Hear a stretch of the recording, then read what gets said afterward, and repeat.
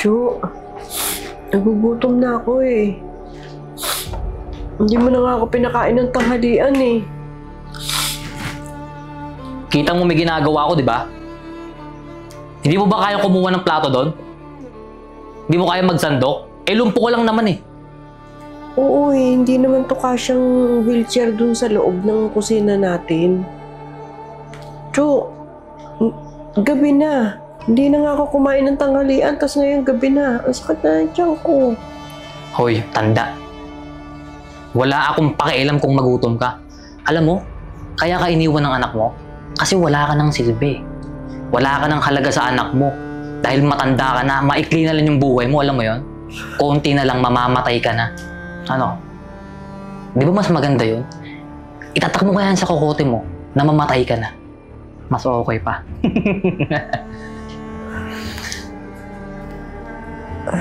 Pasensya ka na. Kung naging pabigat ako sa'yo, hindi ko lang talaga kaya na lumakad. Alam mo, talagang pabigat ka. Hindi ko nga alam bakit ka iniwan dito sa akin.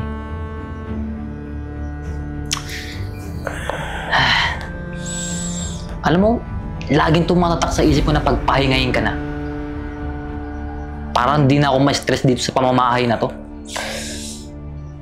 Araw-araw, iisipin ko nandito ka sa bahay. Naiirita na ako. Gusto mo, kuha na kita ng lubid?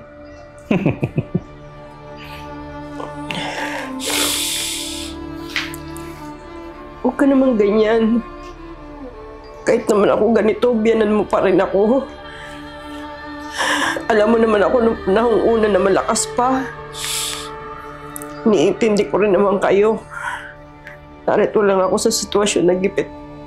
Hindi ako makakilos. Dati yun. Eh ngayon iba na. Lumpo ka na, wala ka ng pakinabang. Ugod-ugod. Teka.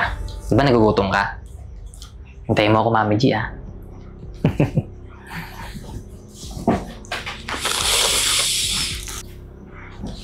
Mami G, ito na ko yung pagkain nyo. Subukan kita, ha? Yan! Kainin mo! Kainin mo, matanda ka! Alam mo? Ang sakit mo sa tenga.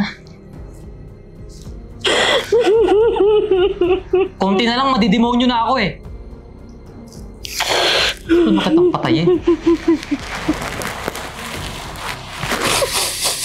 Kainin mo! Kainin mo! Kainin mo!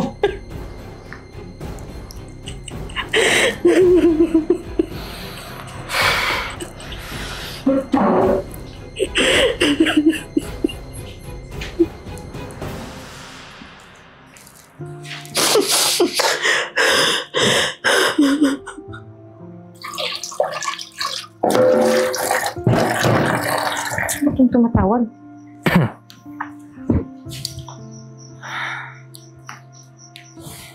Oh, hello, MC. Han. Buti sinagot mo agad. Eh, kailangan namin ng pera ni Mami. Tsaka may sakit kami dito ngayon. Ano? Teka lang, MC. Kakapadala ko pa lang nung nakarang linggo.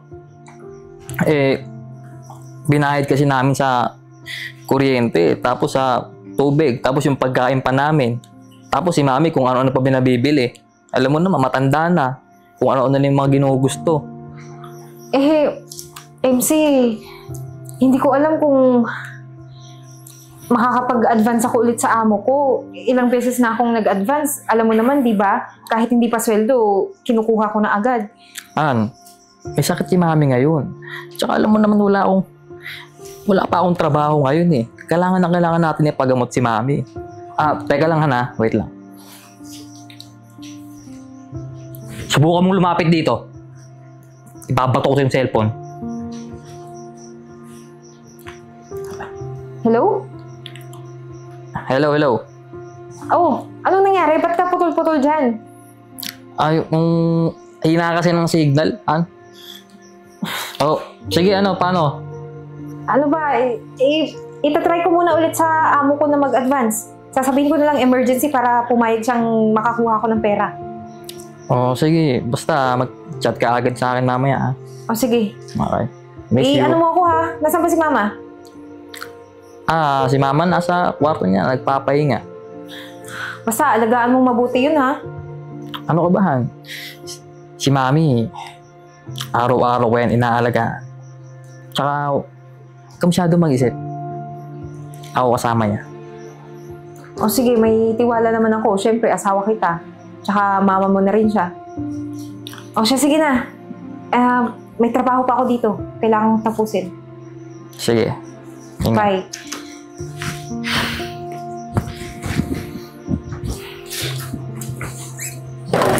Jo, nagugutom na ako.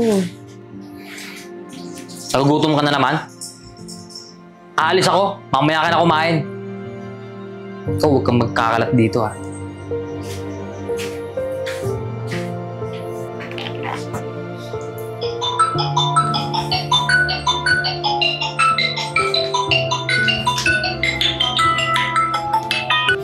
Hello, anak.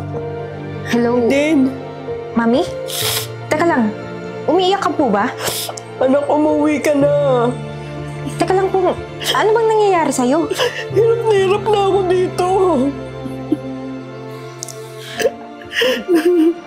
Bakit po? Sabihin niyo po sa akin anong nangyari sa inyo. Minamaltrato ako ng asawa mo. Ano? Minsan di pa ako nakakakain ng maayos. Anak, umuwi ka na.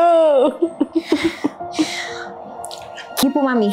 Papakiusapin ko po yung amo ko para makauwi agad dyan. Sige. Hintayin mo ko, ha? Oo.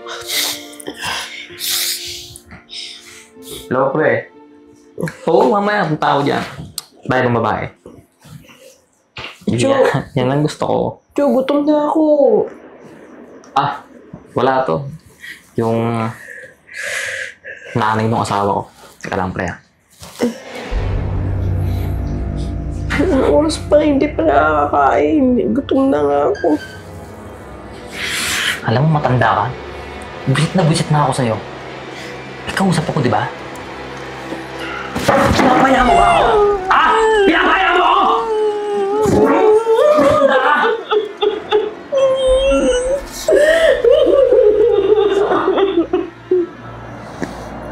Walang kwenta. Ano dito ka? Walang hiya ka! Walang hiya ka! Anong ginagawa mo sa nanay ko? Teka, Eden! Ano to? May kasama kang pulis! Siya ang gulo ka ba? Kitang-kita namin na sinasaktan mo yung matanda, tapos magtataka ba't may pulis dito? Pasensya ka na.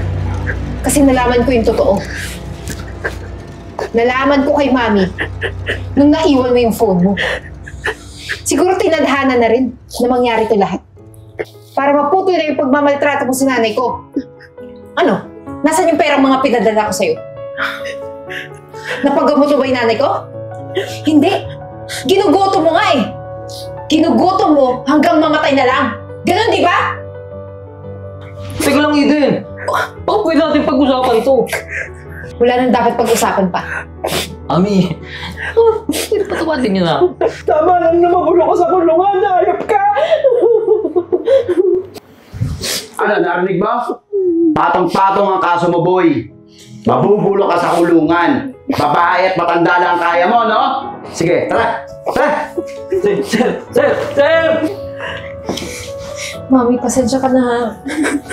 Sorry kasi iniwan kita. Pinagkatiwala kita dun sa asawa ko. Hindi ko naman po lahat ito inaasahan. Pero huwag po kayong mag-alala. Gagawin ko yung lahat para mabulok yun sa bilangguan.